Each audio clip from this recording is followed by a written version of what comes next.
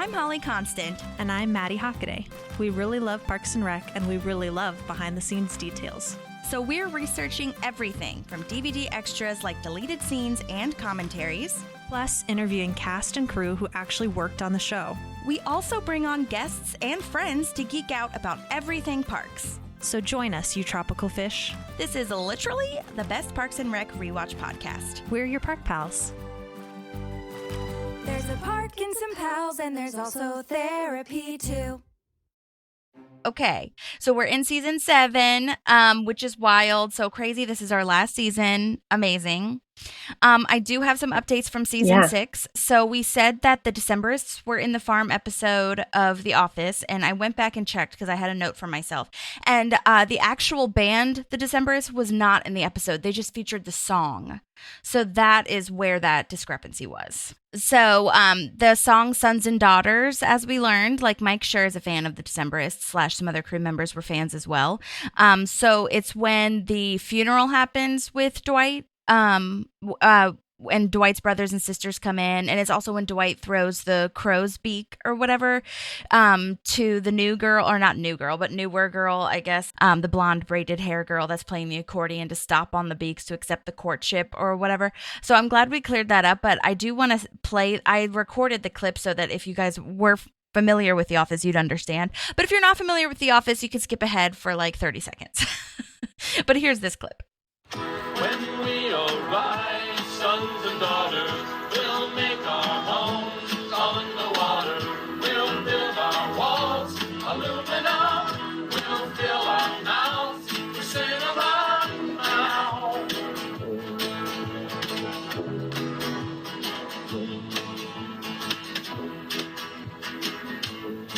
So I forgot about this old custom. If a man is interested in courting a woman, he may throw the beaks of a crow at her. And then if she's interested in accepting the courtship, she has to destroy the beaks. Anyway, that's it. Do you remember that part now? Oh, yeah. I know exactly what you're talking about. Okay. I know way too much about The Office. Okay. I figured you would, but I wanted to make sure. Okay, so the second update that I had was that John Denver did not do Cruel to Be Kind by Letters to Cleo. I, for some reason, thought that he did, but it was Nick Lowe is his name, and I'm sure people that were listening to that knew that were screaming at me, but that's okay. So, yeah, just as an update to that. And then the I Want You to Want Me song that Letters to Cleo did was by Cheap Trick. I really have no idea why I thought all of the songs were John Denver, but they just did a lot of covers and a lot of originals too, of course. But yeah, I just first knew those things from 10 Things I Hate About You, so that's why those songs were first on my mind for Letters to Cleo. So I just want to do an update that factually I was incorrect last time. And then lastly, we were wondering why Bobby Knight Ranger was wearing white wigs, but it's because they're literally cosplaying as Bobby Knight. That's why. Yeah, when you texted me that after, I was like, oh, duh. We had a whole 10-minute conversation when I cut some of it, but I didn't cut all of it because I wanted us to have I wanted people, it's authentic. We were not sure. But yeah, that was that whole thing. They're literally cosplaying as him with their signature red sweater, khakis, and white wig. It was not just because it's an old people thing. It was because of that. Yeah. And he famously throws chairs in his games, as coach. So that's why they threw chairs at the end of the concert. And I was like, oh my God, that's so silly of me that I did not put that together. So I just needed to update everybody on that. Good info. Okay, so we've got Season 7, Episode 1. The name of the episode is 2017, written by Alan Yang and Matt Murray, directed by Dean Holland. I really don't need to explain this to anyone, but if you are new here, just joining us for Season 7, Alan Yang is Chang, of course, from Mouse Rat, a huge backbone of Parks writers, producers. He has 9,000 other things, including Loot on Apple TV with Maya Rudolph and Master of None with Aziz Ansari. Also, just does a ton of other things. Those are just the highlights. But that's Alan Yang. It was also written by Matt Murray, who has written 4 episodes total with Parks. He was a producer for a long run of the show as well. He wrote Article 2, which was Ted Party Day, and Gin It Up, Prom. This will be his last writing credit for Parks and Rec, so he's not going to be writing anymore for the rest of the show, but he will still be a producer. And he's done a lot of our fave shows, Brooklyn Nine-Nine, Community, so many more. Yeah, that's great. I've seen his name pop up on I've been rewatching Brooklyn Nine-Nine right now as like my background Mm-hmm. show, and I've noticed his name a couple times. Oh, nice. Yeah. He's been a lot. And then Dean Holland, of course, is the director and, editor extraordinaire, most famously to me, again, if you're new here, from The Office. He also edited and directed that because he really helped create the mockumentary style in addition to Greg Daniels and Mike Schur, creating those quick cuts with, such a comedy genre for mockumentary. And, of course, produced and edited Parks. He's not an editor on this season, but he is a producer and director. And I think he's in the writer's room sometimes, but he's not like credited as a writer as far as I know. If I'm wrong, I'll keep you posted. But yeah, so we've got a great crew coming in for season 7, coming in hot with everybody who is experienced and about to give us a great last season. So yeah, I'm ready for a summary whenever you are. Perfect. All right. We join our Parkus and Rec gang 3 years later in 2017. Leslie is killing it at her new job. Ben is getting recognized for planning the bicentennial for Pawnee. Tom continues to be a successful entrepreneur. Donna has moved on to focus on her real estate business, and much to their dismay, April and Andy have become grown-ups. Ron has started his own building company and is sitting in a 2-year feud with Leslie. Yes. Oh my gosh. So many new things and crazy things in this season. Yeah. There's a lot of... I really love that they jumped forward in the future. I think it gave them a lot of room to be creative. Mm-hmm. And I have like some comments on like the growth of characters. Like, have people grown or have they just kind of remained the same over 3 years? Because we've seen growth over the seasons, but it's going year by year, and now we're seeing a jump. And so it's kind of cool to look at differently. Yeah, totally. For sure. I really love that.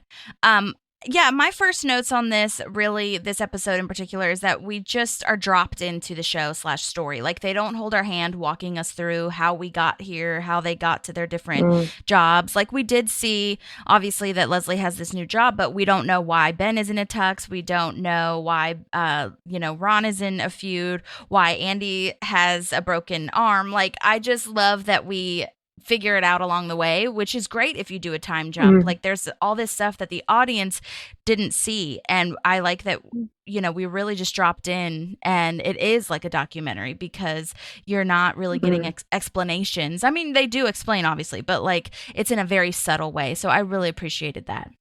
I thought that was great as well. And I think there can be really poor writing, or as a viewer you can feel a certain way when they do baby step you through things like that. And so I do like that was like, especially the feud between Ron and Leslie, like, we don't know for a couple episodes what's going on. And that's kind of cool too. And I loved the opening on the elevator because that's how we started and ended the season 6 finale. So it was a really nice way to still make it feel comfortable and familiar to us while being thrown in. Yeah, absolutely. Yeah, we talked about that in the last season where it just picks up right exactly where it left off. So now we're in 2017. We left last season in 2014. Ben is in his tux. Leslie's saying she wasn't ready, but that's never stopped us before. And we were left on a cliffhanger because Ben was saying, let's just hear what they have to say. And we're like, who, what are you even saying? Side note, some really important BTS for me, which I think is really interesting. These last couple seasons have been throwing us into it. I did see that part of the reason that this season was set in the future was due to the fact that Amy was strongly against having to act pregnant or be pregnant in this another season of TV. And I don't think it was all because of that. Like Mike Schur said, like when we found articles or when I saw some articles that said that, the time jump was a strategy to keep things fresh, like we were just talking about. And since last season, or they thought it was going to be the last season, they needed to come up with something totally different, and this felt better.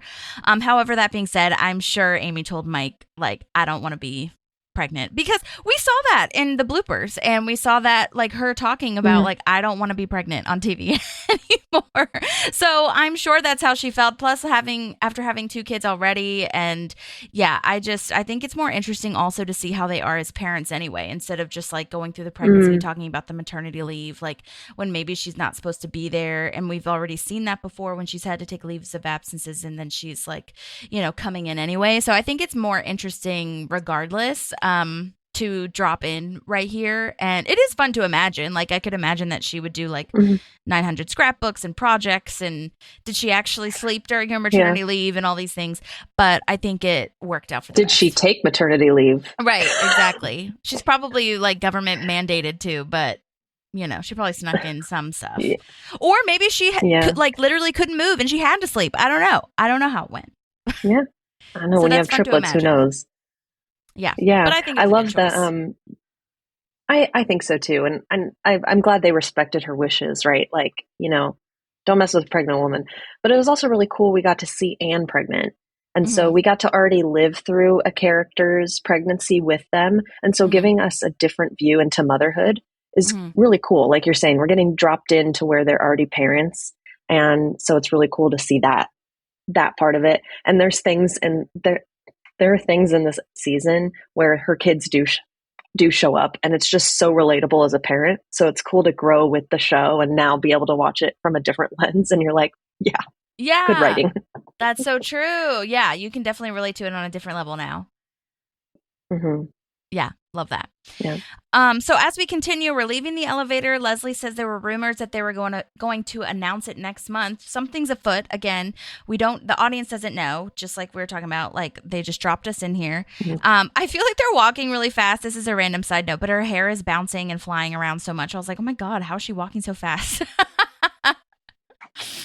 And then Ben says, he's here, the guy you forbid me from saying, and we don't know who that is yet. It's ominous, because obviously, you know, if you hadn't seen it before like we have, you're like, what is going on? So that was really good writing too. Absolutely. I love all of that. Okay, so another BTS moment, which is crazy, is that I was wondering when they shot this, and I could boil this down to one sentence, but I'm not going to. I'm going to take you through my whole journey of researching this. So I was wondering when they shot this, and if they went ahead and shot the first episode right after they did the series finale of season 6, because everything just looks so similar. Everything looks exactly the same, which is not unheard of. Many shows will do that, you know, they'll take a break and then everything looks exactly the same. They're really good at it. But sometimes they'll just do like the first 2 episodes just to like get a jump start on it. That's like, you know, it could go either way. Like, I also think of, if anyone watches Friends, the in-between moment when Monica and Chandler get married, that's one season finale. And then the next time, everyone else looks the same except for Chandler because he had lost a lot of weight. But everyone else looks totally the same. It could have been the same season or same month, whatever, but they took a break. They had a hiatus. They just, like, the costume department and makeup department is so good at making everything look exactly the same except for Chandler because, like I said, he had lost a ton of weight and it was very obvious if you watch it back to back now. But anyhow, so I found a few articles that confirmed that the entire season 7 was actually shot in 2014 and then aired in 2015. So they took a little break, but they shot the whole thing that same year that season 6 was shot, which is totally news to me. I wouldn't have guessed that, genuinely. And how exhausting. Insane. Not luckily, but I mean, it did help that instead of having 22 episodes, they only had 12, I guess 13, I think, with how they like aired it or whatever. So that helped. But I hadn't found that confirmation from the producers in my research. So I was like, is that real? I don't know. But then I found this article because season 6 the finale was in April 2014. So I was like, they could have taken a few months and filmed all the episodes in like the late summer, fall. But 12 episodes, even though it's shorter than 22, still seems like a lot. And it's not unheard of because, you know, networks work insane hours. But I found this article that, like I said, did confirm it. So all 13 episodes were aired in 7 weeks, and they aired 2 each week back to back. So that's how production aired it, or like they filmed it all in the same year, and then they aired 2 episodes each week. Production began on August 11, 2014, and ended on December 12th, 2014. So they did that in the fall, like I thought. Apparently, Parks and Rec initially premiered on NBC's must-see TV Thursday night block, which is what they called it. And then the final episodes were moved to Tuesdays, which was possibly in an attempt to compete with ABC's dramas, which... Okay. And the source for the production, actually, I thought this was funny. Starting on August 11th was like the actual reason that people know that is because Retta had a Twitter post on, like in the hair and makeup chair, which I thought I was such a stalker in this episode. Like this was in the archives, okay, for these articles and these posts that I found. But it is interesting. I thought that, like, I think Donna's character would do that. It just felt like so on brand for the way we found out the production was because of Retta's Twitter. And it was also on a TV Source website, like, but I don't think that particular article had been kept in the archives, like it was removed with how long ago it was, so I couldn't read the full article, but Retta's post is still up, which is funny. And by the way, Wikipedia does cite its sources. So that's how I found most of this. Like they put the little, numbers and you click on the link and it goes to how it actually was found. So anyway, so there's also last day pictures from Mike Schur, which is where the production end date came into play because it was posted on that certain day and all that kind of stuff. But anyway, so let's see. I also wanted to read a portion of the article that I found, and I'm going to post it in the show notes if you guys are interested. It is interesting because you can see like the schedule of TV that they had back in 2014, and like I think that's interesting, the TV guide and like what was on at the time and all these kinds of things. But anyhow, so the people, like the executives, wrote something in this article or said something in this article where it said, Mike Schur and Amy Poehler, along with their incredible producers, cast, and crew, have given us one of the great television comedies of all time, and we're inordinately proud of Parks and Recreation, said NBC Entertainment Chairman Robert Greenblatt. In an effort to give it the send-off it deserves, we wanted to eventize, like make it an event, the final season to maximize the impact of these episodes, which really do take the show to a new level. The highly anticipated 1-hour finale will air behind The Voice in order to lead the largest audience possible into what promises to be a very special hour of television. And if I'm being completely honest, maybe I'm just jaded, but because they're very complimentary in this article and they call it an event, and I just feel like that's like a producer's way of pushing them out. Like it just seems rushed to air all of these episodes in 7 weeks. Like I feel like there were other things at play, which I mean, this is above my pay grade, so maybe I'm completely off the mark, but I feel like there were other things and other shows like The Voice that needed to have more airtime. So like it was like, let's just air this all so that the new like string of shows can come in. I don't think the executives were into it. I don't think the executives were like mad about Parks and Rec. It was getting viewership, I think. But still, I was like, why? Why are we rushing this? Why are you doing back-to-back episodes that don't even go together? That's weird. But they are calling it a comedy event. So that's how they branded it, which, again, above my pay grade. But I don't like that. That's interesting. And I was watching this show live by this point for sure, because we were watching it live in college, and I don't remember them coming out 2 at a time. So I don't know, I didn't have cable in Boston. Yeah. So like, I'm wondering how I was watching it. Did I wait for the entire series to come out and then watch it on Netflix, or because Peacock wasn't a thing yet? Right. I think Hulu was though. And I think Hulu, you could watch it the next day. Like they didn't have the same subscription / original shows as they do now, but I think Hulu, I remember doing that. Like the next day you could watch it, or like maybe it was the next week you had to wait. Hulu didn't used to be as fast as it is now. But yeah, I don't remember watching Parks live in college. I remember watching The Office live in college, and I had a little antenna because I didn't have cable, but I had a TV antenna. So I don't remember watching Parks, to be honest with you. Maybe I did, but I don't know. But yeah, it says, in my research, I found that critics weren't super happy about that either, because they were like, Thursday was NBC's comedy hour. Like that was when it was supposed to be set for comedy. And this Tuesday situation that they moved Parks to like wasn't it, because Parks was surrounded by 30 Rock, Community, The Office, like that was the lineup, and with Parks involved. And maybe it did get more views because The Voice was right before it and people kept their TVs on, which is a very like big strategy in TV stuff, TV views and things like that. But it was also like, what? Like, I don't know. But it is interesting too to think of how TV really shapes our culture, because I was also doing some research on, I don't know if you remember this, but they used to have in the 90s, so you might have been in China, I don't know, but they used to have a TGIF for ABC. And it was like 90s, early 2000s. And it was this whole branded thing of like, yes, we said TGIF before, but they made this TGIF like a really big cultural movement where it was like all your favorite shows. It was like, and it was all these like really wholesome shows too. It was like Boy Meets World, Family Matters, Sabrina the Teenage Witch. So you really got that like, oh, thank God it's Friday kind of vibe. And like, I'm going to watch all my favorite wholesome TV shows now. And I think that's just really interesting how TV really shifts our, mindset around the way we live our lives. Yeah, absolutely. I miss Boy Meets World. I know, me too. I rewatched it like, I don't know, a couple years ago. Corey is actually kind of an ass. Like, I don't. Yeah. It's wild when I feel like this rewatch happens it. a lot. Yeah, Yeah, it when you does happen a rewatch lot. shows, Like in sometimes, 90s like- and 2000 shows, like the dudes that you thought were like the hero are like kind of dicks. Yeah. Yeah. Yeah. And you're like, where was our headspace back then? That Oh my this was God. the guy we were cheering for.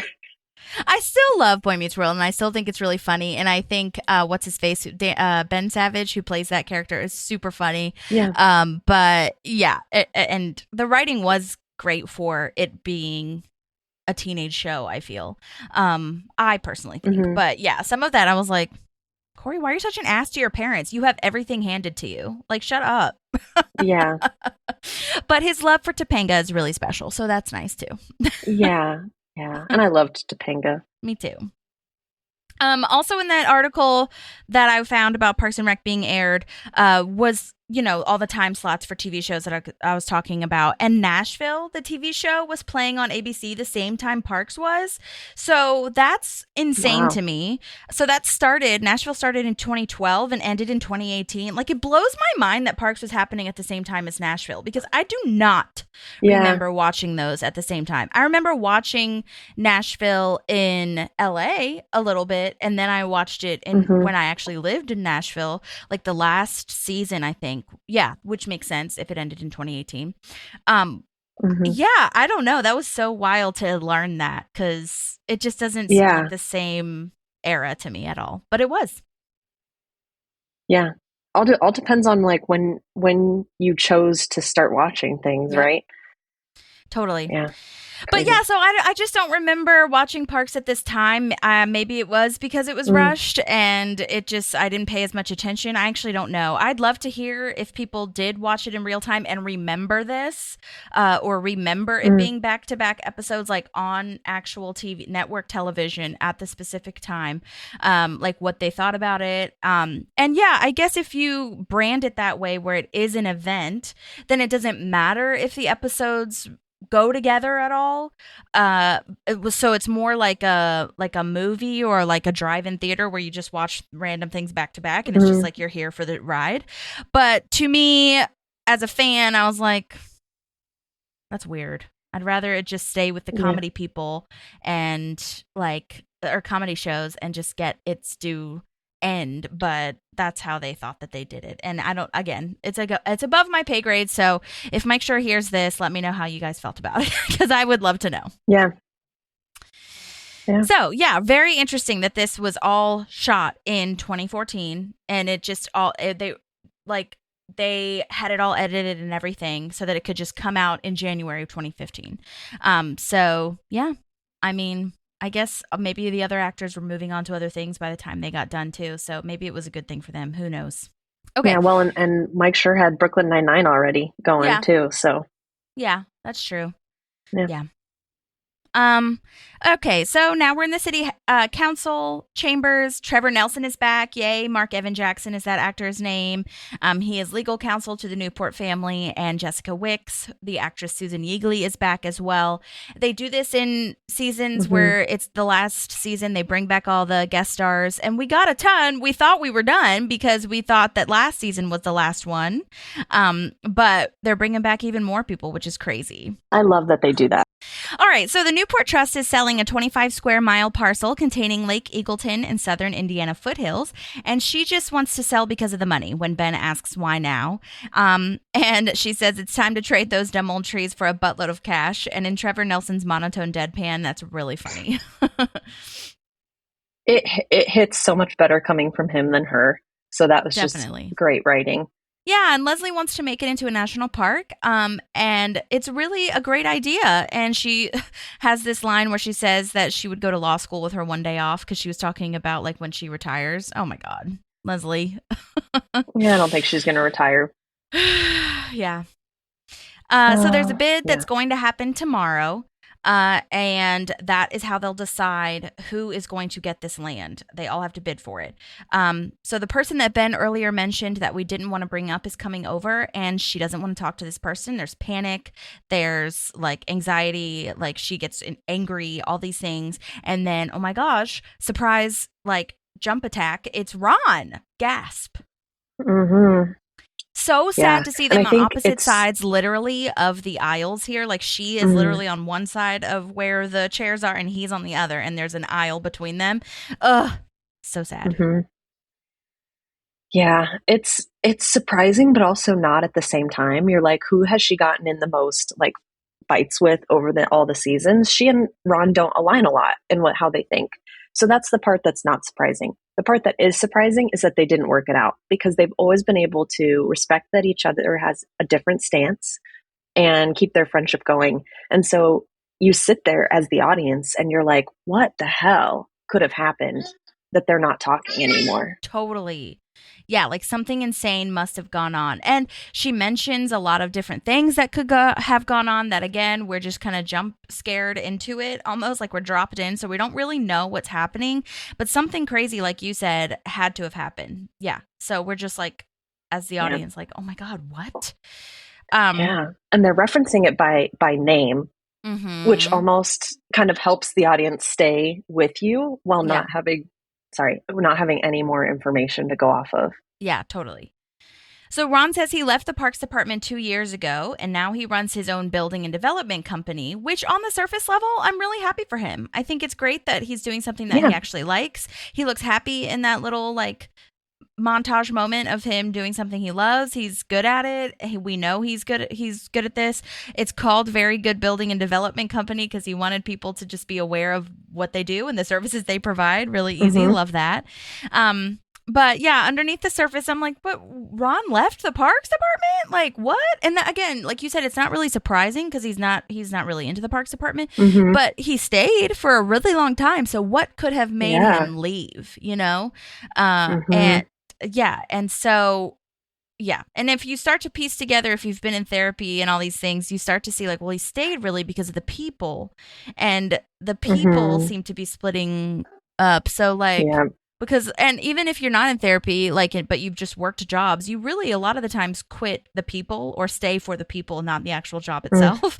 So this so true. Is starting to add up if you really think deeply about it, but also we have the bias of knowing how this ends. But so when at that surface level and at face value, you're like, what is happening? So again, very good with the writers doing that. And then we learn that his company is involved with one of the bidders. Like, oh my God, he's working with the enemy. So even more of a slap in the face. Grizzle, like, absolutely not. I hate this. Because it's everything that Ron hates. Everything he is so against and stands against, you know? Yeah, which doesn't align with who we know Ron is, because typically he wouldn't stand by something that he's not for. Like, you remember all those letters he wrote on the typewriter to like frozen yogurt and Canada, and you know, and it's just like, what are you doing, Ron? Yeah. And so right now you're just like, okay, well, he must be in it because his company is building something that that is what he'll stand by, is the building. But the actual building. moral of the company, yes, is very strange, and we still don't know why he's doing this. So totally makes sense, and slash is really impressive for the writers to keep us on our toes for season 7, because at this point we're like, what? Gotta shake it up somehow. Yeah. And Which then I don't know Blake- if you would have been able to do without that 3-year jump. Yeah, totally. Yeah. So again, proving the point that that time jump was really beneficial. Yeah. And then Blake Anderson is back. He is the actor who plays the character name of Mike Bean, which I'm just calling the Grizzle guy. And I don't know if we ever actually say his name on the show, like Mike Bean, but he's the one who got by Ben at Cones of Dunshire. And he hired Ron's company to help plan and build the Grizzle campus, which is what they're bidding for, which is gross. And then he says normcore, which is also gross, because I'm like, get out of here with that nonsense making up language. Okay, get out of here. Yeah. I love how he delivers it, but I also can't stand the hell yeah pimp. Oh my gosh, I know. He is so good at it. He's so good at it, at playing this like douchey tech bro. Yes. So good. Yeah, very well done. I also love the yes, this land has good sky. Yeah, exactly. Yeah, he's holding on to the most basic things, I feel. Yeah, absolutely. So this is when they bring up Morningstar. Like you said, they name it by name, which apparently happened 2 years ago. Again, the audience isn't in on this yet, but 2 years ago is when he left the Parks Department. So something happened when he left, and we still don't know why, but Morningstar has something to do with it. Yeah, you're thinking of John Hamm. Yes, I'm thinking of John Hamm, who is here again, which I thought he was fired, which they do mention. But so funny. If anyone needs me, I'll be at Subway. He's very stupid. Yeah, very weird place to choose to hang out. Love that. Invite people to go to with you. Yes. Oh my gosh. Yes, I love that. It's so funny. So they actually just interviewed John Hamm. Amy Poehler just interviewed John Hamm on Good Hang, the podcast, and it was really a great episode and interview. He credited Tina Fey actually with kind of letting him do comedy / opening up people's minds to him doing comedy, because he was on Mad Men. And so when they did SNL, it all kind of came from there, where Tina Fey asked to put him in 30 Rock. So he was doing 30 Rock and 30 Rock and Parks and Rec were happening at the same time. And so I think he was really like gracious to Tina for letting him kind of explore that part of it, because he likes comedy a lot and he wants to do comedy more. But with Mad Men, not many people are casting you as a comedic person when it was so dramatic. No, definitely not. So that's really cute. And I love and he's really made a name for himself in SNL too, because they brought him in with the 50-year anniversary stuff a lot. And so, it's really cool because he is funny. Yeah, he's so funny. And doesn't take himself seriously at all, which I really love. And he's in a new Apple TV show, which again is also very dramatic. And I'm like, oh my God, this is hilarious that you can do both so well.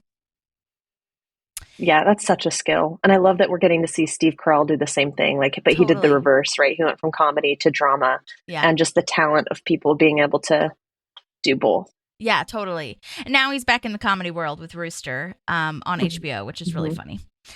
Yeah. So anyhow, Andy comes in and says he dropped, we're at April and Andy's house now, and he comes in and says he dropped all 3 of the kids off at Leslie's mom's, all 3 of them. What a shock. And shouldn't you be proud of him for doing all 3 of the kids?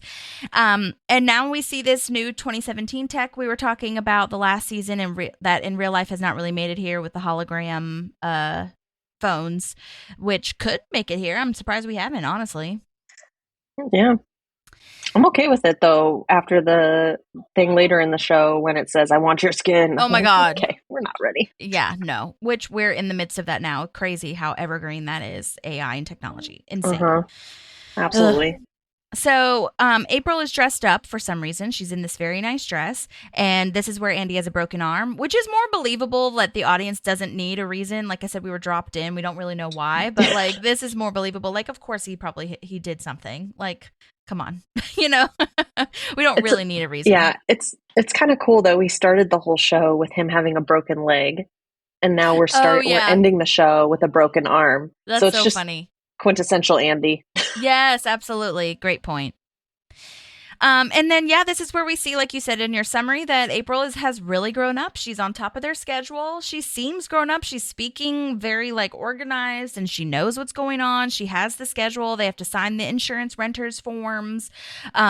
Insane. And then we also see Johnny Karate's super awesome musical explosion show for the first time, which honestly is So such a great awesome. idea for a PBS local cable show. Like, that's so good. What a brilliant. I would love to. I don't think they really dive into how he got this show, but I'd kind of like to see who asked him to do that. Maybe it was Joan or something, but I think it's a great idea. I agree. And, he made this such a name for himself as Johnny Karate through all the birthdays that it made sense that he had an audience already. And it just so fits his love for music, but also his childish personality and behavior. Yeah, totally. That's true. He did kind of make a name for himself. So maybe someone at the party was a parent who like worked at the Pawnee Access show or something like that. That makes sense. And I really think it's funny that instead of saying like stop hitting Jerry, he just says 3 kicks each, like left. You know what I mean? Yeah. I love That's that. brilliant. Don't stop. Like Just validating limit they it. can do that. Yeah. Yeah. So now Leslie is talking to Jessica about how to, like, she wants to get an idea of how much this land is going to sell for. They're outside of the city council moment, and she says $90 million. Are you being serious? That is truly insane. I want to know, because what did he say? He said a quarter of a square mile or something. I wish I knew how much land that was, because 90 million He seems said like 25 square miles. 25 square miles. Okay, I don't know why I thought a Which quarter. I don't know why it's like that instead of saying acreage, because I don't know how much miles per acre it is. But I mean, to be a national park, I'm assuming it's really a huge area. Yeah, I'm Googling it right now because I really care to actually know this. Yeah. 25 square miles in acres. 16,000 acres. Oh, damn. Okay, so yeah. Okay. So yeah, it makes more sense. However, 90 million is still a lot. Damn. Yeah. Crazy. It's insane. And yeah, I guess this Newport Foundation just has this land. Like, what, where, why, how have we not heard about this much land? But again, it's the Newport. Yeah, it's just rich, sitting there. So I'm sure that's like, that's common. That's fine. But Leslie asks for a discount for the National Parks Department, and there's no way she will give a discount because she's in a bind between money and Leslie. Super tough decision. Like, obviously sarcastic, but I was like, yeah. Oh my God, Jessica Wicks, you're on my last nerve. I just love that, like, Leslie, but under her note, like under her breath, she's like, yeah, you really haven't though. Like when she's like, I've always liked you. She's like, you haven't though. Right. Totally. Yeah, and I like the line, like, thank you, Jessica. You did and said exactly what I thought you were going to do and say. Yep, predictable. Yeah. Yeah. This is an example to me of, yeah, it is oddly comforting. I think that's an example of, like, we have some people who, maybe in different places in their life 3 years later, but they're kind of just the same people. Yeah, exactly. Yeah, being a rich white lady will do that a lot of the times. Yeah. Why should you change? So in their heads. Yeah. So now we're at Tom's Bistro. There's an interviewer there. Tom is being super douchey, feet on the table, glammed out jacket, trying to be deep and inspirational. And this interviewer is so funny. Like, I really just need a correct spelling of your last name when Tom is going on this tangent. Yes. And he's one that stuck out to me of, with this and then how he handles the speech here in a couple minutes. That he really highlighted to me, like, he is successful. He has made something of himself. He's continued to grow in his career, but he's still the same self-centered Tom that we've known for 6 seasons so far. And it's like, bro, you couldn't have, like, elevated yourself a little bit. Yeah, he hasn't super grown emotionally in this moment. I feel like he shows bits and pieces of it, but not right now at all. So this interviewer is played by Helen Hong, and her character name is Janet Trungle, Love that. She's been in so many things since doing this. Oh my gosh. Silicon Valley, Inside Llewyn Davis with Oscar Isaac, which is a great movie.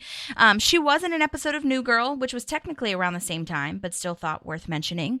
And then she was in Sex Lives of College Girls, which is an amazing show, Mindy Kaling. And then she was also in the movie If I Had Legs, I'd Kick You, which is with Rose Byrne, and she was nominated for an Oscar. So she's got an Oscar movie in her bucket list actor life. She's also a comedian. So if you follow her on Instagram, she has a lot of like stand-up clips and things like that. And then 6 episodes of Thundermans Undercover on Nickelodeon. I feel like there's a couple people on the Thundermans from Parks. I can't remember who exactly it was, but there's another person from Parks on there. And I know Dexhart, Kevin Simons, was also, I don't think it was a Thundermans, or maybe it was, but it was another Nickelodeon show that was really popular that he was in too. So that's fun to kind of see them bounce around. Yeah, very and interesting. She's also a writer and producer, which I really love, and has, like I said, she has a comedy special, so definitely check that out. Okay, so Tom got in the magazine for Indiana Monthly in the article 35 Under 35, which is a very real thing, like with Forbes and Vanity Fair, all that kind of stuff. And I'm sure states do have those types of articles to keep it local. That would make sense. It's cool info that he now owns Tom's Bistro, 2 fast casual eateries, and the Tommy Chopper, chops salads out of a decommissioned helicopter, which is hilarious. But that's something he's always wanted. So like you said, he is successful and he is a mogul now. And that's something that is really cool to see, because that's something that, you know, we as the audience have been waiting kind of for that to happen. We've been rooting for him. So I do love seeing that. Agreed. Yeah, we've definitely been cheering for him to be successful with Tom's Bistro and to find his path that'll get him somewhere. So it is really cool to see. Mm-hmm. So Tom says the Chamber of Commerce asked him to introduce Ben at a fancy black tie gala, which finally explains why Ben is in this tux. I was wondering why he's in the tux so early, though. I feel like he had plenty of time to get dressed before all of this stuff happened, but that's fine. Maybe he was just nervous and wanted to get it over with. I don't know. Yeah. I think he probably was nervous because he even mentions Icetown, right? Like he's like, this is the biggest thing I've done since Icetown or whatever. And so he's like, he might be really nervous. Just be like, I got to be ready. Yeah, he still has a lot of trauma. And then he thinks that this might be a prank from the Icetown people. Oh my God. And they do that with Ben's character quite a bit, where he has a talking head and then he's like, oh, realizing maybe something else is happening. Like I had a flashback to when he was talking about Big Ben, where he was like, oh man, this guy just loved me. Oh, he might have hated me. Like he really needs to talk it out to get to the idea that is really in his mind. But yeah, I just like, Ben says to keep the intro brief, and I was like, yeah, right. Like there's no way for Tom to do that. Like set your expectations. But I guess I understand why Ben at least has to ask, you know? Yeah. Yeah. Absolutely. And I really want to punch Tom in the face when he says, write down that I'm funny. I was like, Tom, get your fucking shit together, dude. Yeah, because even when we find out why he does what he does for the speech, I'm still like, there's little things like that, though, that show me you haven't changed, you know? Yeah. Oh my God. He just cannot get enough of the attention and like the insecurity that he feels. Like I know it's going really deep to, therapize him, but yeah, I was just like, my God. And I don't know if maybe it's not the insecurity. Maybe it's just him being cocky, which in a lot of ways he deserves in certain times. But when he says like, I'm amazing at being humble, I know that's a funny line, but I'm just like, oh my God, Tom, you've got to get out of here right now. I cannot handle Barf was how I felt. Yes, exactly. Oh my God. I think you're right with the insecurity, though. I think there's this piece of him that knows that it could crash and burn at any moment. Kind of like he lost Tommy's, or I was going to call it Tommy's closet. Yeah, I mean, Red to Swag. To that, yeah. He did.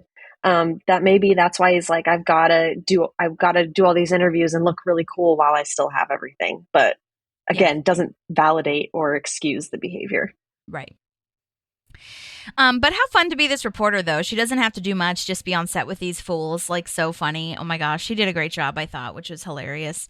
And there is a deleted scene with the reporter, and it's later on at the gala, but I was going to go ahead and play it now just because it's talking about this reporter. But John Ralphio is actually in there, and he rolls up in a wheelchair, which comes back later in the season, which is hilarious. And his hair is insane, like the biggest I've ever seen it. He has blonde highlights. I took a picture. I'll post it in the stories. It's like massive. And yeah, I'm just gonna go ahead and play that scene. Private air travel. Tommy Jet. Look fly while you fly. Hey, Tom, I just wrote up a quick sample introduction for you. I mean, you don't have to use it, but you can. Hey, you should. Please use this, definitely. Who is this nervous Nelly? What is your deal? You look like a fish who just learned how to talk. Relax. Take a seat. Come on, buddy. You're not injured? Sure I'm injured. I got a terminal case that'll get me to the front of the line at Six Flags. Shaboom! Gah! Benny, you were the man of the hour. The intro's going to be really far out. I'm not saying it's not going to be far out. It's just, maybe you don't need to introduce me at all. Maybe I'll just walk out there and start talking. Why don't you want Tom to introduce you? No reason. It's fine. Tom's fine. Tom's great. He's going to do a great job. Yeah. Just do a great job, Tom. You got it, baby. What's up, sister? You want to go for a ride in the wheelch? John Ralphio, nice to meet you. You've introduced yourself to me 5 times. I don't... Did I? Yeah. I don't... Yeah. Anyway, back to me. So, I know they said no photo shoot, but what about existing artwork? I have an amazing photo of me holding a cappuccino like this. Which, again, they bring back that cappuccino thing. They're just bringing back all the things that Tom has ever done before. Iconic. But yeah, so I had to play that for a number of reasons. First of all, for John Ralphio, but secondly, because of Helen Hong being in that, the cut scene, which I always do if you're new here. If your scene was cut, I'm going to play it for you because the actors still worked really hard and booked that role. And I am glad that at least she got to stay in the episode with the one that we just heard before this deleted scene. So that's good. Because some actors don't get their scenes in there at all. So, but yeah, really crazy. Yeah, definitely. I don't even know why John Ralphio is in the wheelchair. There's no place, like you can't skip the line at this gala anywhere. And then he stands up, and it's like, oh my god, you're insane. But it's fine. Well, yeah, why are you even doing this? Yeah. Oh my gosh, he's probably just waiting to see what he could get for free because of it. Yeah, maybe that's it, or like better seating. I don't know. Who fucking knows? But you're stupid, and that's dumb. Yeah. So Ben is being the other part honored. Of that scene that, go ahead. I was just going to say the other part of the scene that sticks out to me is that when asked, why don't you want Tom to introduce you, Ben backtracks and saves Tom's image. And it's like, Ben gives you so much more respect and care than you care to give him. Yeah. And it's just so, I have so many feelings about it. I know. And you can see it. Tom does have a look. Obviously, you can't see it in the audio, but Tom does have a look when she asks that. He's like, oh my gosh, no, like, don't say anything. And then that's when Ben is like, oh, okay, well, Tom's great. It's fine, whatever. So Tom knows he's being an ass. Yeah. But yeah. Anyway, yeah. So Ben is being honored because he's in charge of the Pawnee Bicentennial celebration, which I think is a really interesting, detail here. Biggest accomplishment since Icetown, he says. Like I said, like we talked about, he still has trauma about that, which is really sad. And then I wonder how he got this. I just wonder how he got this role when he's not working for the government anymore, or at least it sounds like he's not working for the government anymore. Is he? Oh, I thought he was still the Chris Traeger's job. Oh, he could be. Okay. Yeah. I think he still is. For some reason, I thought, okay. Yeah. Yeah, because I don't think he's working in Leslie's department. He's still like the city, not the mayor, but the city manager. Right. Yeah. Okay. And then, so we see Andy and April are really adulting. Oh my gosh, this was really interesting to see because we've never seen them have this conversation before where they're having plans, production meetings, talking about when to start the slow cooker. Like, oh my Lord. Which, by the way, I do love a slow cooker, but she is right. Like, you do have to plan when you're going to put it in there. If you want to do it before work, like getting up early to chop everything, or you chop everything the night before, or whatever the fuck, like, you do have to plan that. So, it is annoying. Yeah. And I know that that's like a really privileged thing to say, but I'm just saying that like there's a lot of planning that goes into everything they're talking about, including the slow cooker. Absolutely. Yep. Adulting, man. There's as simple as you can try to make it. There's still stuff you got to do. I know. And I love that they're having dinner with Donna and Joe. That's a cute little tidbit. And that Andy even remembered that they were doing that, you know? Oh, yeah, that's huge. I think we see a lot of growth in Andy and April here, and it's really beautiful. I know that they don't like it, but I think when you watch them go to look at this house, their true personalities and who they are still there. They just have grown to be able to support themselves, and they're not eating out of Frisbees, which is really exciting for all of us. Yeah, and I do love that's a good idea that Andy has for a weekend moment, honestly. Like the farmer's market, watch a movie. Jason Bourne is supposed to be pretty good, the new one. I do love Pratt's performance here, like just rattling off the list, kind of robotic, just kind of going through the motions, which is what happens a lot of the times. And I think it's really realistic. And then it definitely is. And I think it ages well with those of us that were feeling more like the Andy April responsibility of life in the beginning of the series, and now are like getting towards the area where we have to buckle down and be adults. Yeah, totally. And it just, you do kind of like fall into it sometimes, but like just day by day. That's why April ends up screaming. And I love that Andy does his like little karate hands, like there might be an attacker somewhere because April's freaking out. But April has this realization that it kind of just happened to them. They didn't plan to be adults. They just like day by day, you have to do stuff and live your life and grow up and handle things as you age. And so this is the time when she's noticing it and really actually like being aware of it, which is not always the case. A lot of times you just kind of fall into your routine. And she's realizing in real time that they're not 19 anymore. You know what I mean? And this is where we find out that he sprained his shoulder cleaning out the gutters, which is good to know, figuring out the details along the way, just the writers putting that in there because life happened. And now we're understanding why. But it's really funny to me that he, like all of his other injuries have been for all these, which is again proving the growth, because all of his other injuries have been kind of chaotic and childish, and this one is like a real thing you had to do. Like you got to clean those gutters, man. Like you're gonna get damage to your home if you don't. So it is really interesting. And I don't think they're boring. Yeah, I think all this stuff sounds fun, like the farmer's market and stuff. Like, but I do get what she's saying, you know, like you get in the routine and it doesn't seem exciting, especially when you're comparing it to how they used to live. But that's to me also like, have they traveled anywhere? I feel like they need to go somewhere because that's for me what breaks up the monotony. But for them, that's why the house, I think, comes into play, because then they can kind of find that balance a little bit more with how to handle all of this. But still have the absolutely adulting and excitement, you know? Yeah.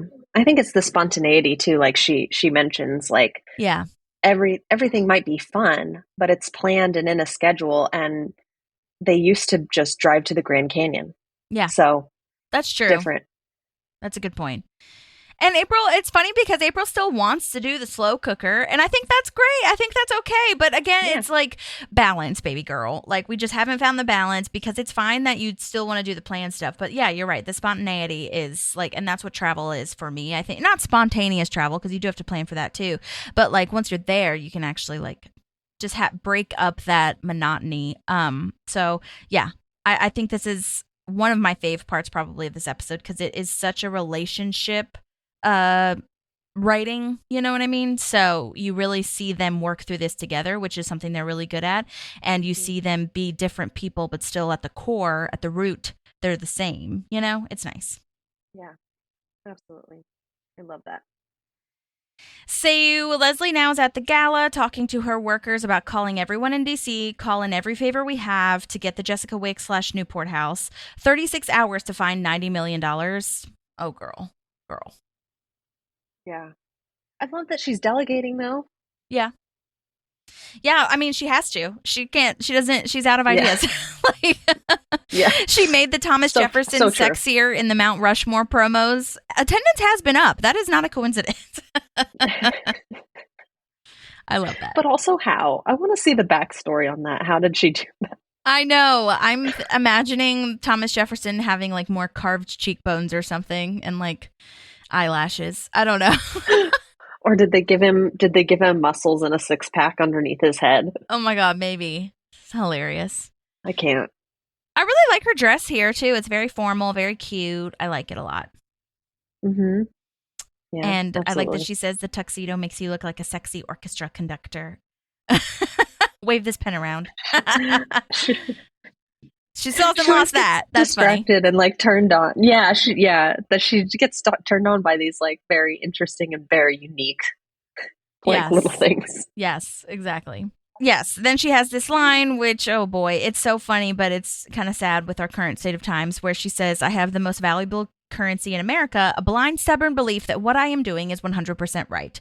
And at least in her case, it's for a national park, which is really good. So, I mean, I'll take it. Agreed. And I also took it as like her kind of calling out like one of her, not necessarily a flaw, but something that's gotten her trouble in the series throughout is like, she's kind of calling it out on herself. Yeah, and she's calling, I mean, you could even take it as calling it out the bad people that do that, where they have a blind, stubborn belief that what they're doing is 100% right. Like, if they can do it, then so can I for the good cause, you know? Exactly. Yeah. Yeah. Then we've got Ken Hotate, the late, great Jonathan Jackson is back. So great. Rest in peace. Beautifully written and rightfully declined, gotta say. She wants him to donate money to give it to the federal government that was stolen by the federal government. Yeah, Ken Hotate, great acting here, Jonathan Jackson. Good for you. Absolutely. That monotony of like the monotone, like, do you see the problem here? And she's like, oh, okay. Mm-hmm. But yeah, I love that they brought that up. Agreed. I loved how he laid it out like that. And you can just kind of follow along and you're like, yeah, this ain't right. Yeah. And I mean, I understand why she like declined, I guess, the casino. But a part of me is like, couldn't you have come to a compromise and maybe have a casino on like half of that land? There's a lot of land there. I don't know. But at the same time, like she doesn't need to be asking him any favors. So it's fine. No, it's different than when she was trying to do the park and was creating the Wamapoke like playground and stuff. Mm-hmm. Different. But yeah, I mean, I see why she asked for help, I suppose. But yeah, that's not a good look for the federal government, I should say. Anyway, Andy takes his sling off. Oh my gosh, bad idea. And then for their spontaneous crazy night, they talk about doing shots. Then she dares Andy to eat the entire jug of olives, but he needs to take his heartburn medicine. Oh my God. And then she says, April's like, I hate us. And I was like, no, April, don't say that. Don't hate us. You don't. I know that you're living in the moment, but no. Yeah, I know. I love it. I love that they're in this together. They're trying to look for these things together. It's really sweet. Yeah, it is. So there is a deleted scene here where April says she's going to pretend to be a valet, and then Andy somehow got some live lobsters, and he's going to put them in people's cars. I bet he stole them from the kitchen or something because it was a fancy dinner. And he holds up the lobsters. Like, they are moving in this scene, so I think they were real lobsters. But I'm just going to go ahead and play this. There's a guest star in here that for the life of me I could not find. I'll talk about it after. But he did a great job, so I'll just play this. Go hide. April Ludgate. Hey, Pete, is that your car? Yeah. Hey, great work on that Forestry Service memo. Thanks, Pete Bancroftel, who I work with. Give me your keys. I'll wait here because I'm waiting here anyway, and I will just make sure that no one puts anything weird in your car. Great. I'll see you in there. See you in there. Am I doing it? We can't put lobsters in his car. I work with him. That's probably for the best. I'm gonna let him go. And then he just puts the lobsters on the ground so they can like run around. What? Because he thinks that they're like letting go like a dog or a squirrel or something. Oh my god, Andrew. Oh, Andrew.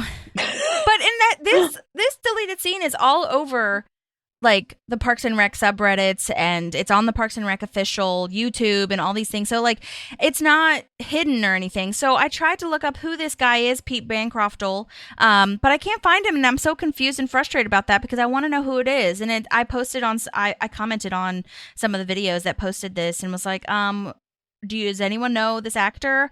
And I could not find him. And I don't know if it's on him or the production or whatever, but like, and I mean, it's sad to say, but we've talked about this before, but a lot of times you as the actor have to be responsible for posting on IMDb that you were in something, and then the production or IMDb will like confirm it. Sometimes if the production's really good about it, they will add it, you know what I mean? But that's not always the case. And IMDb is your resume. So I don't know if this guy is not an actor, like officially, or if he was like a stunt performer or something, or on the crew and he just kind of came in. I'm not really sure, but I think he did a great job. And like I said, I always play every guest star that got deleted. So hopefully we find out who that is, but I think that's still a really funny scene. Yeah. Reach out to us if it's you. We'd love to talk to you. Yeah. So we'll see. Maybe someone will comment back. But yeah, if you are a fan, go on the YouTube and look up that, Andy Lobster's deleted scene and it'll come up. So now Leslie is talking to Donna, Tom, and Jerry, saying she knows they're all off doing their own thing, but she needs the team back for the mission, which I also think is a new addition for us because we don't really know that they are not with the Parks Department anymore, or with the National Parks Department, I should say, on the fourth floor. So I think that's interesting to learn. They are kind of on Ron's side, which is sad. Like Tom can build a restaurant on the land that Ron buys. Donna is the realtor / broker for the land. She says she's engaged now though, which is also a new thing. So, and she needs the money. So like they're kind of not necessarily on Ron's side, like emotionally, but professionally they are, which kind of sucks for Leslie. And then I do like Donna's dress too, which is very nice. And they ask about her emotionally too. And she says the kids are trying to destroy us, which I think is hilarious. And I feel like you might be able to relate to that. I can relate to that pretty heavily. Yeah.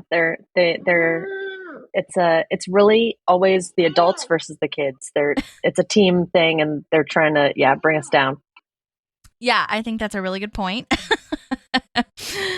And I still think they could have stuck around and like talked to Leslie instead of Tom saying like peace out, but whatever. Like I guess he had to go introduce Ben, and I don't know. I feel like it was weird for them to just leave, but it's okay. I agree. And I think it is really sad to see that Tom and Donna are like not on Leslie's side, but like business case wise, it does make sense. So it's just interesting to see they've moved on in their lives. They're not part of the parks team anymore because they're part of the team of making sure their own business is functioning. Right. Yeah, totally. And it's really sad how kind of, they're not really like, it doesn't seem anyway like they are friends anymore or close anymore. They're friends, but they're not like in on each other's lives anymore. Which I think will build that as the season gets there. But within these 2 years, it's been like, she has 3 kids. She has a full-time job. Yeah. They also have their own lives and like businesses to run and things like that. So it's really, it's kind of heartbreaking in a way for me. It is. And I think it's relatable though, as you go through life, right?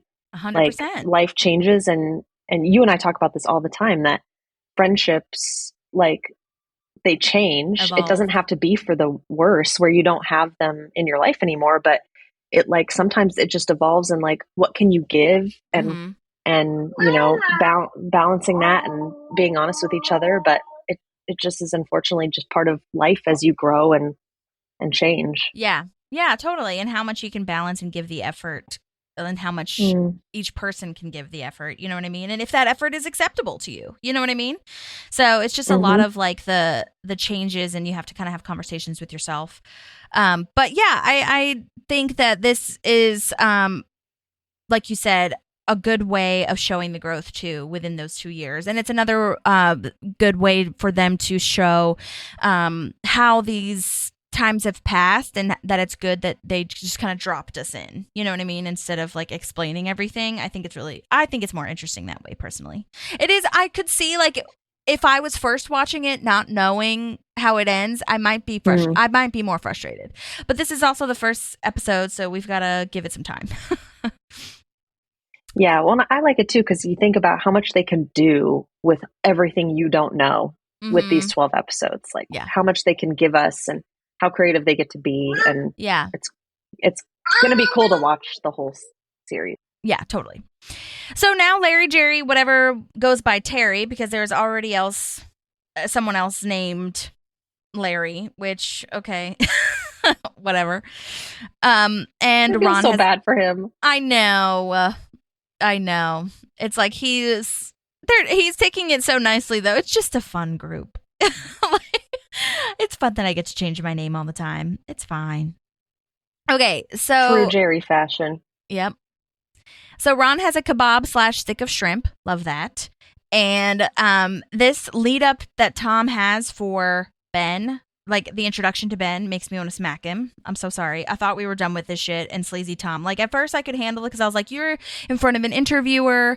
You're trying your best to have this facade of a business owner mogul, like, macho dude, not macho, but you know what I mean? Like you're successful. But when it comes to Ben, you can't even buck up for like 10 seconds. You don't even have to say anything insane. Just say, this is a really great guy and he's my friend. Please welcome Ben Wyatt. That's it.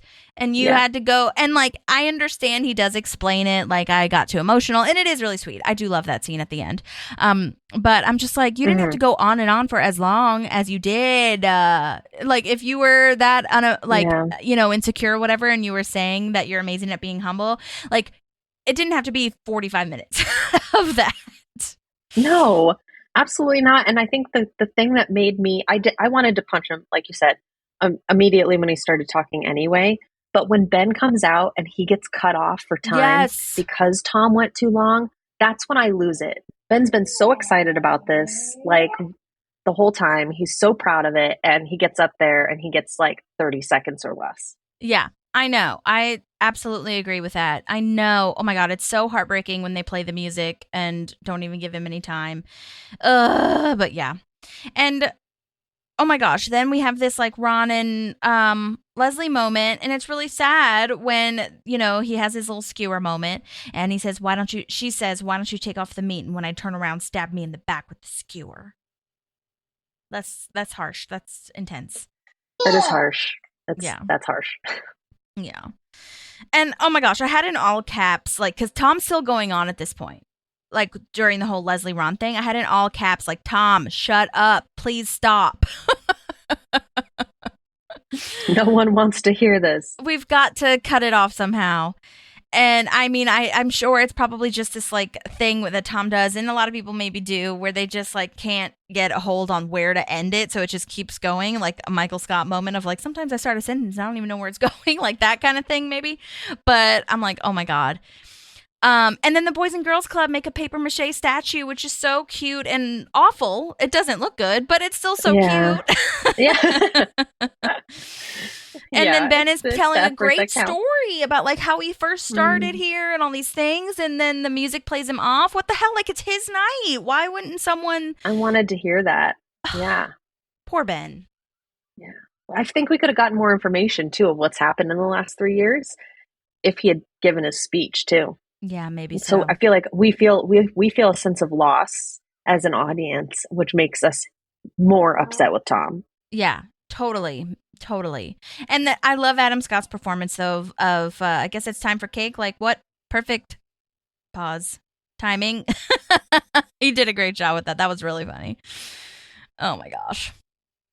And then we've got Andy and April still coming up with crazy ideas. And he's like, but that's it. I'll streak her across the stage. Oh my gosh. I mean, I do love that they are on we've already said this, but I do love that they're on the same page together. Like, they're really trying to be a team here, something that they do a great job of always. And Pratt's line, or Andy's line of, everyone's going to see my wiener. You've seen how dumb it looks. That's a really funny line. And she's like, yeah. She's like, yeah. Great idea. Ugh. And okay, so now we're all holding candles to light this cake, which to me, I understand that it seems ceremonial, but it felt weird. Why are we doing this? It's not like someone died. Agreed. Yeah. It's also not anybody's, well, I guess it's Pawnee's birthday. But like, Do we Maybe really need that's to what it blow is. on a big communal cake that everyone at this party is going to eat? We want somebody to blow these candles out. Yeah, it felt weird. Like, yeah, it's very interesting and weird. But they had to create chaos in some way. So Yeah, that's true. And I mean, it's cute that like everybody can be, maybe that's what it was. Like everybody that's part of Pawnee was contributing to lighting the cake. And like I said, it's ceremonial, but it still felt a little funky. And then Ron and Leslie are still fighting / discussing while they're holding the flame. By the way, she throws down her candle, like her lit candle. And I was like, you didn't even like blow it out before this happened. That's so weird. And then this is where she ruins the cake by shoving Ron and herself into the cake. And then Ben's paper statue gets lit on fire. Like, Leslie, no, this is Ben's night. You've got to somehow remain calm.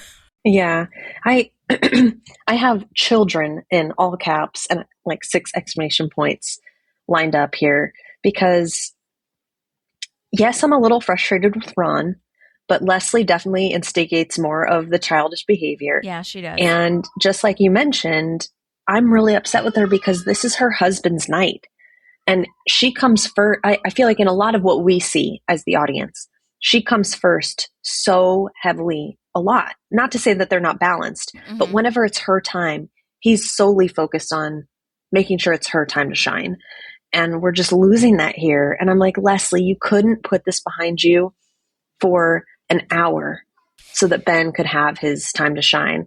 So he's being let down by Tom. And then I feel like he's being let down by Leslie here too. Or and like if you fight, like don't ruin so the sad. cake. Like you can fight, but maybe take it outside. Yeah, don't ruin the cake. Yeah. Don't take it right next to the cake and don't take it like right. Yeah. It's and then just seems assume like that part there's of the going to be a backup ceremonial cake. piece of the night. Yeah. Oh, Leslie. Yeah. This is for Leslie. When I look at this 3 years later, we see that she's been really, really successful. She's a mom now, so she's balancing a lot more, which we knew she was capable of because of who she is.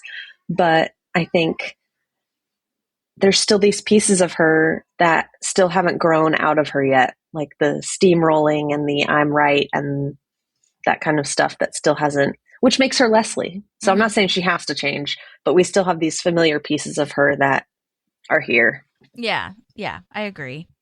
Also, that cake looks fantastic. I hope they did this only one time to not ruin multiple cakes, like in the actual shooting of I know. this. Like, what a waste that would be. But I bet they had. I bet the actual film crew did have multiple cakes. Yeah. Oh, yeah. I'm sure they were very prepared for that. But I'm Andy. I am so Andy. I'm like, they're still going to serve the cake, right? Like, I don't care that people fell into it. It looks amazing. Oh, so sad for Ben. Yeah. So now we're at the pitches for the land, selling the bids. And Tom, Ron, and the Grizzle Dude, Jessica Wicks, and Trevor Nelson are coming out laughing, which is really annoying. I mean, I had a little trigger moment when I was like, oh my God, this is like in auditions when someone walks out and they're just like laughing and giggling and having a great time. And I'm waiting outside in the waiting room, or interviews like for a job. Like, oh my gosh, this is really good writing. And I also love that Ron gets this like, or not Ron, sorry, Tom they always write for Tom like the end of the joke, the punchline kind of thing, where you don't really know the joke beforehand. I think that must be so fun to be creative of like, what's the most random ass thing we can say that would be a joke for Tom? Yeah. And I love Trevor's line of, Agreed. I get it. Like, he has to say that he gets it because he clearly doesn't. Or maybe he does get it and he just wants to fit in and like he wants everyone to know. Regardless, though, it's really funny. I mean, Trevor's stupid, but it's funny. He also could just, yeah, it's so funny. He also could just what? Because you're talking about the lawyer. Are you talking about the lawyer that says that? Yeah. Okay, because my thought process was that he could also just be saying, I get it, so nobody tries to explain it to him. Oh, yeah. Yeah. It's like, okay, let's move on now. Yeah, which is weird, though, that he was laughing about it because he's not a laugher.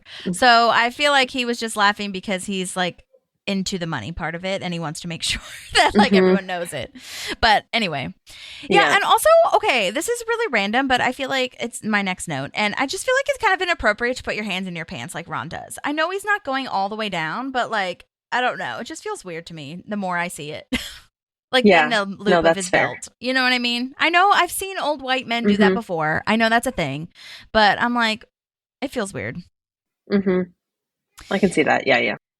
And then the grizzle guy calls Jessica Wade's Jessie, which is annoying, and hands her this kind of a bribe in a way, but like this gift, which is what we were talking about. I love your skin. Give me your skin. They did a great job on that. And yeah, I mean, that's what's something that's so brilliant about the show, that I just feel like it always comes, like all the problems and things that they write about with government and the culture, like it always comes back. It's not going away.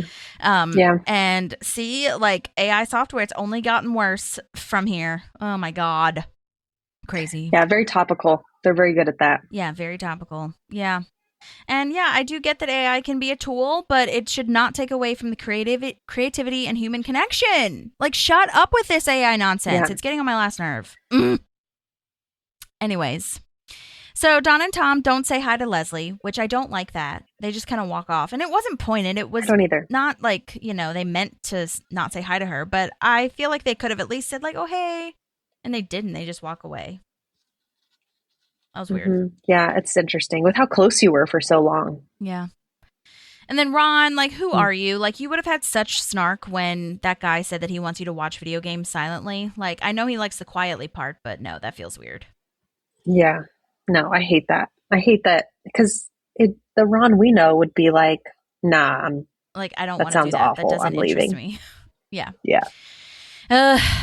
So this is where Leslie opens her bid just to make sure she's prepared before she goes in, and it's $3.2 million, which is not enough at all, but it has a beautiful little blurb. I paused it on the description on the piece of paper, and it says, "We believe our beautiful foothills and lakes should be preserved for generations to come, and the National Park Service can make that happen." So cute and nice and professional. Yeah. All right, so then we've got Andy and April going to drop off their renter's insurance forms, which to April's point, that is true. They definitely would not have had this, renter's insurance forms in season 2 or 3 even. I mean, they literally busted through their glass sliding door for a home movie. Like, they clearly did not care how they destroyed their home. Yep. And then... let's see. So Andy says he doesn't know where they are. She says it's the warehouse district, which we have not seen before or heard of, really. I mean, I think maybe that's where the bread factory was that exploded. That could have been probably. But anyhow, they stop at a creepy house that has an open house / for sale sign, and it's this rusted old wooden, dirty looking, rotten mansion, and it looks super wild and horror movie vibes. Yeah, very April. Very April. So then Tom goes into Ben's office like nothing happened. And at first you're like, oh my God, just stop. But he does apologize. And Ben says that he knew it would happen. I knew, that's why I said not to do it. But then apparently it's revealed. So this is Tom's little redemption moment, that it's revealed that Tom is the one that actually asked the Chamber of Commerce to introduce him. The Chamber didn't actually ask Tom to do it. Tom asked. And finally, Tom shows some vulnerability and emotion. And before he reads this speech, I mean, we've already said it, but I just kind of had a note that I was like, it feels very cowardice that you had to not show emotion in front of people that for your friend that has done so much work for you, and you have to do it in private, but whatever. But then, no, go ahead. I was just going to say, and you didn't have to give the whole speech that you're giving to Ben now. That's you could true. have picked a couple lines out so you didn't cry, and it could still be about Ben and how much you adore him, and go from there. Yeah. And also, I don't think Tom understands yet, too, that, if the reporter had seen that, maybe she probably would have liked it, because it's oh, he has layers. You know what I mean? And it was, really nice and sweet to his friend. But that's okay. I get it. I'm just taking it too seriously. But then it really was special. The actual content of the speech was really nice, because when he was talking about how he owes Ben so much, which he literally does, and they stood by each other. He calls Ben the biggest baller he's ever known, which is, in Tom's words, that's the highest compliment. To that's call huge. someone the biggest baller. Okay. I mean, that's deep for him.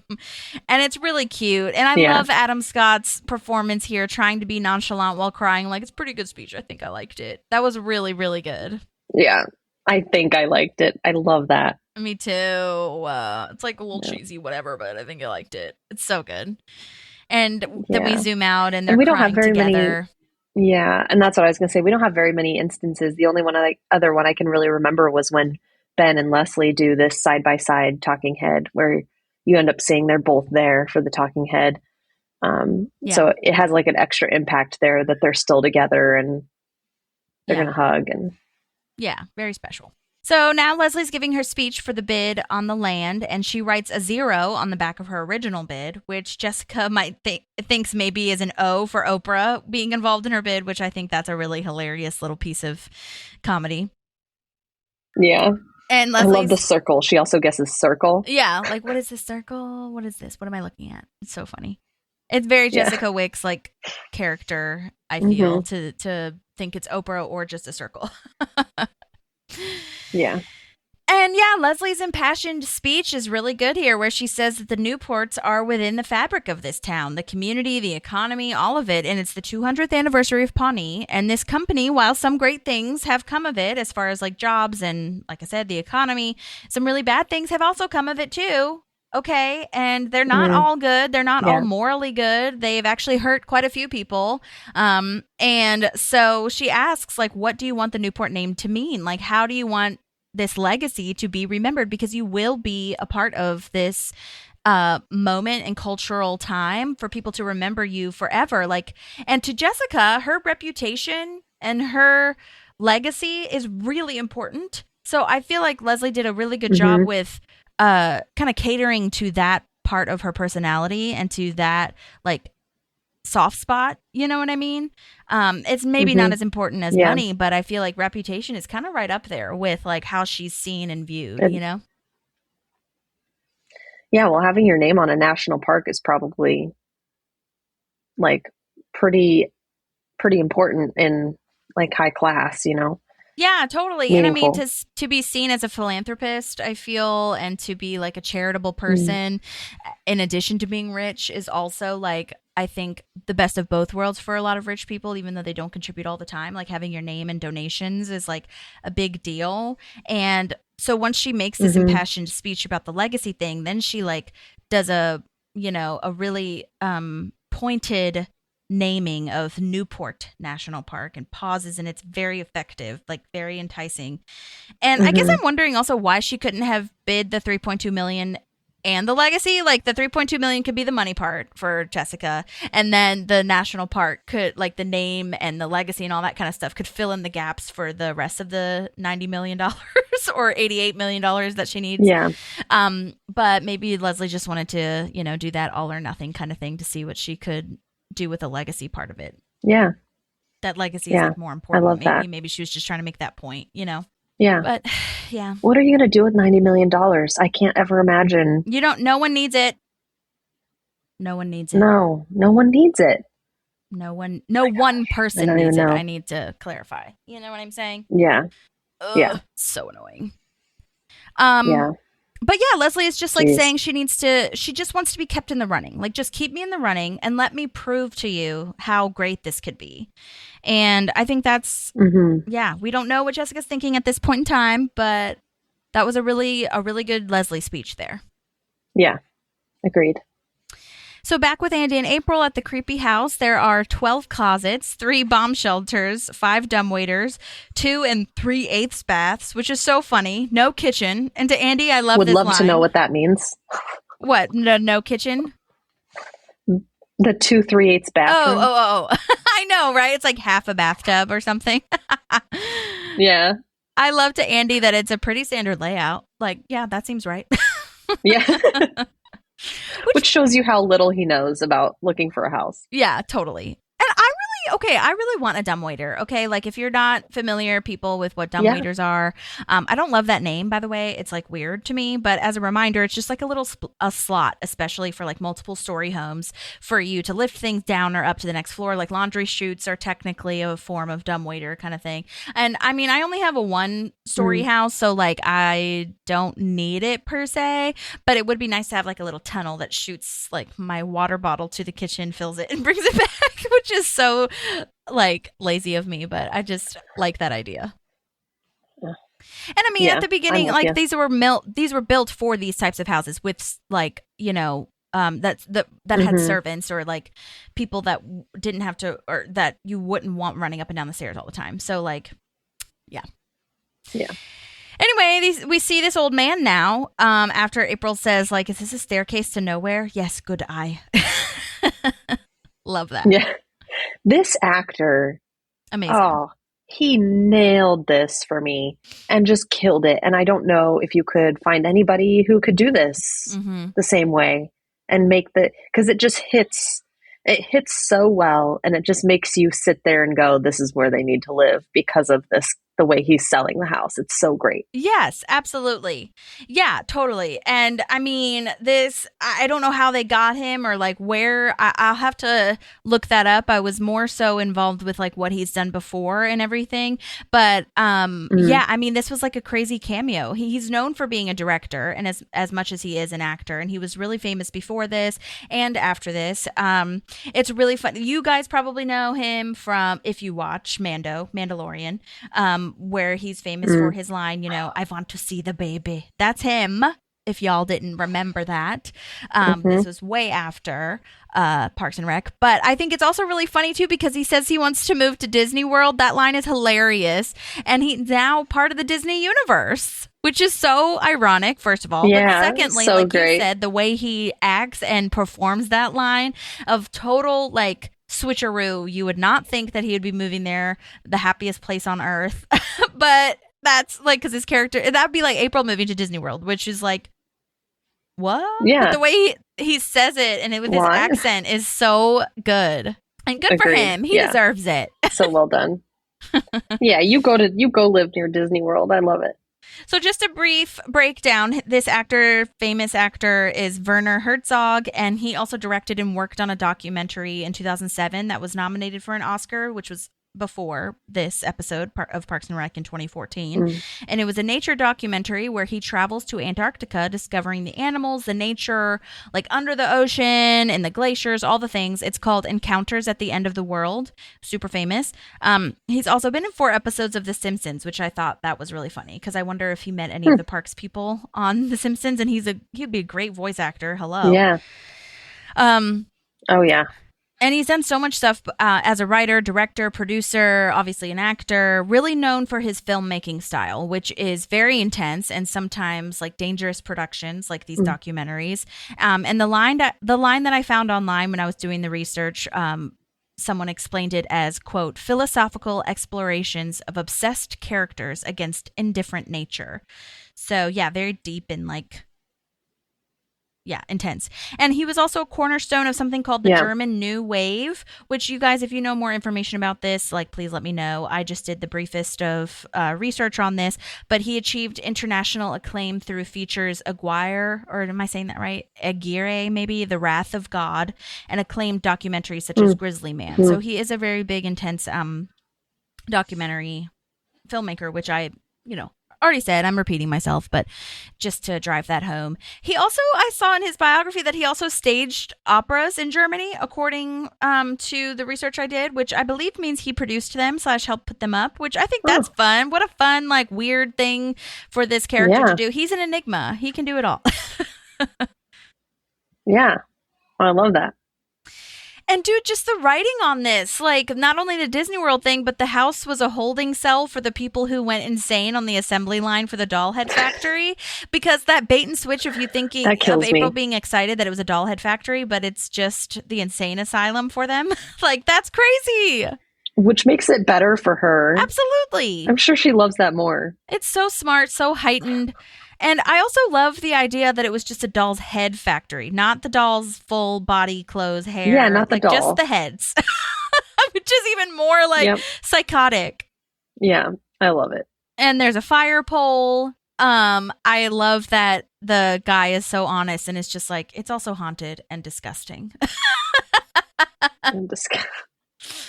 It's so good. He knows what it is. And 47 years of living here, he says he's lived there. So it's that line just really made me laugh out loud, though, with his accent and clothes and face and just like everything. Like imagining him in his outfit that he's wearing right now, like great job, costume department, walking through Disneyland, just having the time of his life, like with probably a scowl on his face as he has now, but just like so happy on the inside. It just like is really funny and wonderful imagery there.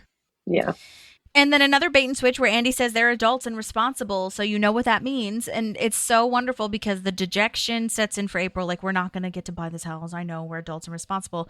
And he's like, no, that actually means we have money and we are going to buy the fuck out of this house.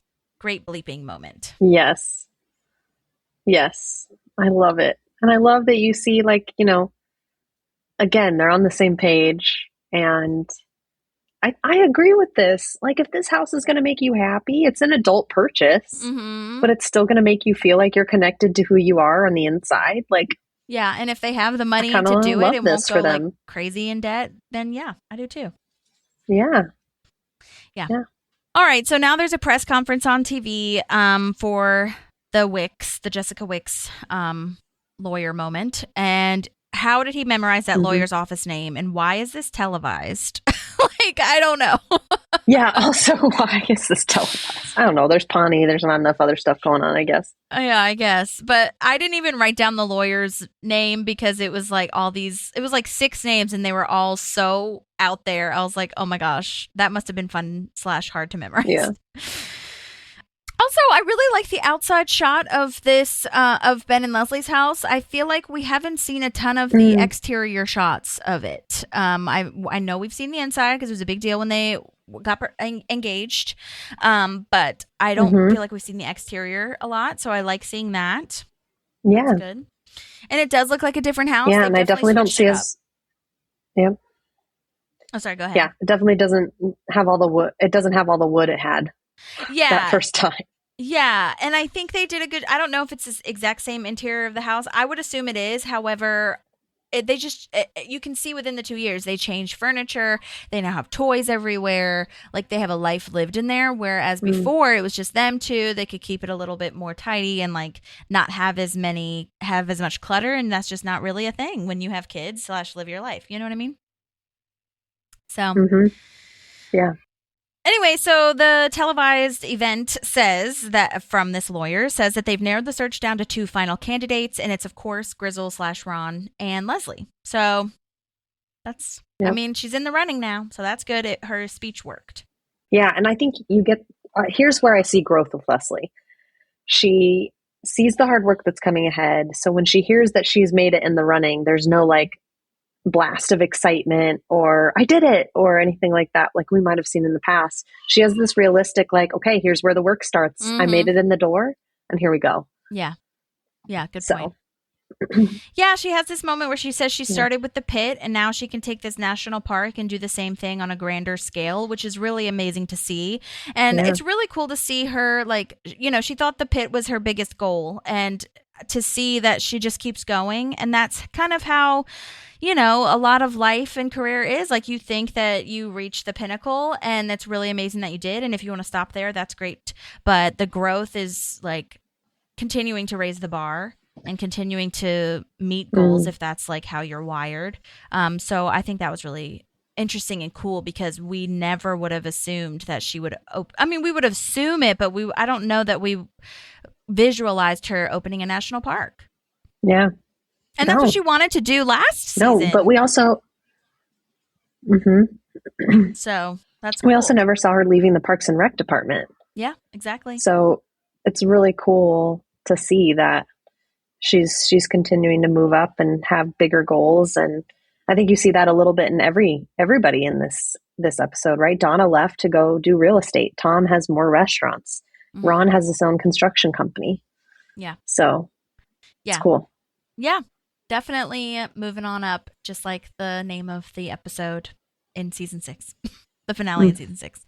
Yep. And bringing it back to Jason Bourne, which is so funny. They made that fictional casting choice of Kevin James for playing Jason Bourne in the reboot. Like, again, this show is so evergreen, like bringing up stuff that's still 10 years, 11, 12 years later is real. Like the reboots that are now happening. I mean, it was happening already. We know that. A lot of things were being rebooted or like IP was being recreated in some way. But the reboots now, it's like even crazier, you know? So like to hear the Kevin James moment is like such a funny realistic, true thing that could happen.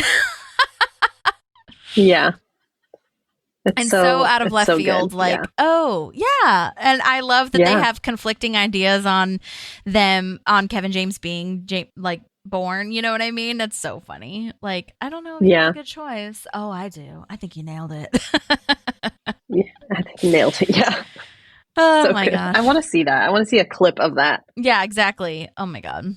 So then we get to Ron's office, and Tom says, in addition to Tom's Bistros, he wants to have a lounge that says Tommy's Lounge. And they're like talking about, they're basically having a strategy meeting with all of Ron's side. And Leslie busts in with Andy, April, and Larry and says, like, attention, this is war. You guys are going down. And that's all I wanted to say. And I love her line reading on that's all I wanted to say. Because she could have said it like 8,000 different ways, and I like where she landed here. And I do love that this is the moment that I really appreciated, that Leslie does say, like, hey guys, so sorry, it's just been a lot with the kids and work and whatever.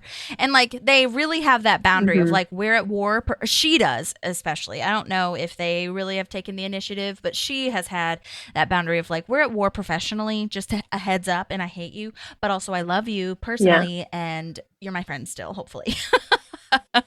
Yes. And here's some cookies. I think that's the cherry on top of the, I wouldn't make cookies for people I actually hated. Yes. Here are cookies. Ron, I do hate you. You can't have any. Right. But we end with him eating one anyway.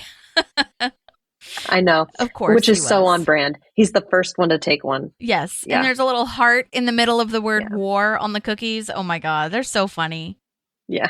And it reminded me a lot of her mustard cookies. Do you remember when she did that? Yes. Oh my gosh.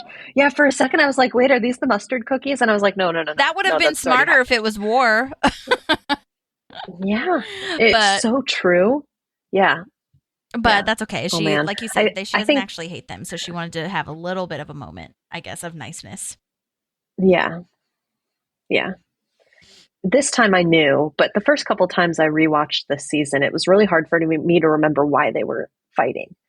And I think just because everything else is happening in the season, like that's a part my brain just didn't like lock into. Like now I remember this time watching through, but I'm trying to pay attention to, can we know whose fault it is based on how they're interacting? And I think we're at a point where neither of them feel like they're at fault. Definitely. Yeah. So, which is in line with both of them because they're both big enough people to, if they thought they were in the wrong, like we've seen it time and time again through the series, that they've apologized. Yeah.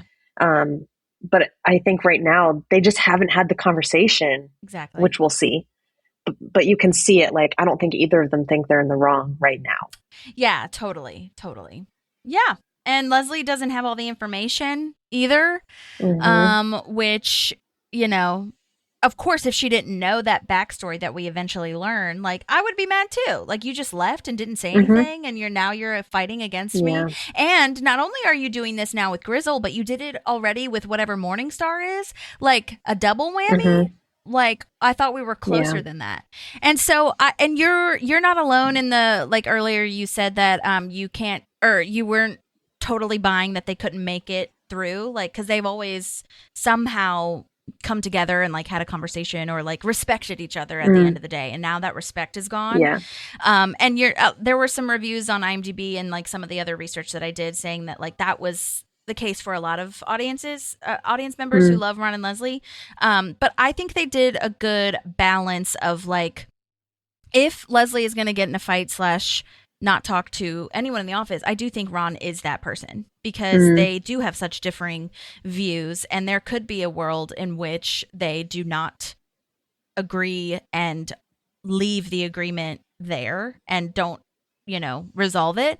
Like, I think that was probably the best balance for me. Like, I can't see her like not talking to Tom over something big because they're I just feel like Ron and Leslie's disagreements are fundamental to who they are. So, like, if she's going to get in a fight with anyone, it probably would be Ron. You know what I mean? And it makes it all the worse because they are close. You know what I mean? They do. Yeah. Like, so when you get in a big fight with someone and you are close and you all, it's just like a lot of layers for them. So I think it did make sense.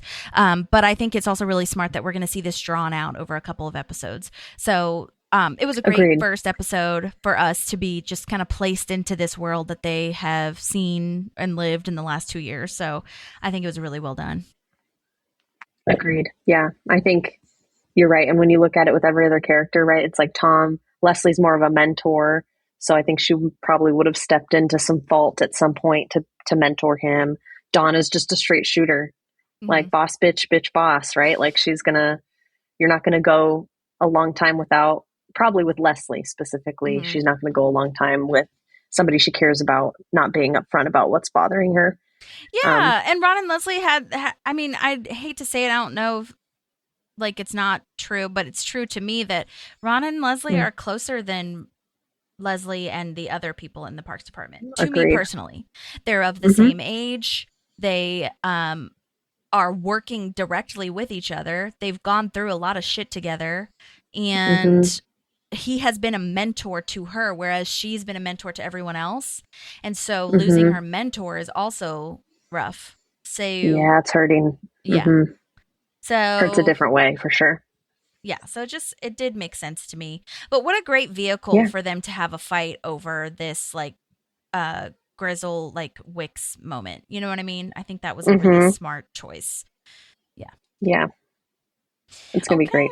Well, that was season 7, episode 1.